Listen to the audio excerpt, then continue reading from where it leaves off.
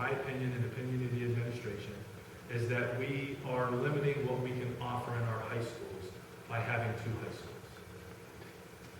It's not that I don't like having schools in town. It's not that we don't believe in that. But when I look at the educational value, we duplicate services in having 2 high schools. And so the conversation was, that is hurting our education. So the board then said, well, if it's hurting the education of students, can we get there sooner? That's why we're looking at some of these scenarios. So they've been played out, in essence, over a week's time. And when we're looking at this, and like I have, even in my notes, the idea is doing this so we can get to a consolidated. That may or may not be ideal, but with the idea of looking at, in 10 years when we're out of debt, or at least out of long-term debt, right, or be close to in that 4 million, is how can we get to that point? And then how could we maybe look at building a consolidated centralized high school? So when I started dreaming up these scenarios, or we did, the idea was if we could eliminate some of the bond debt, or more of the bond debt than is right now, then that shortens the amount of time that we can get to that.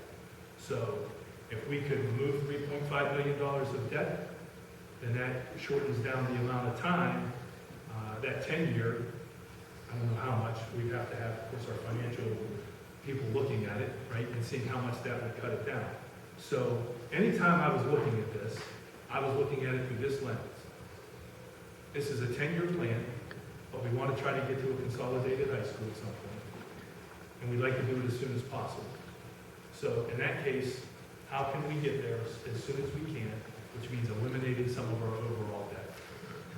That's why I came up with some of these scenarios, that in my mind, if we had a centralized high school sitting here and 2 K-6s at the end, we would put the K-6 at North Penn Liberty.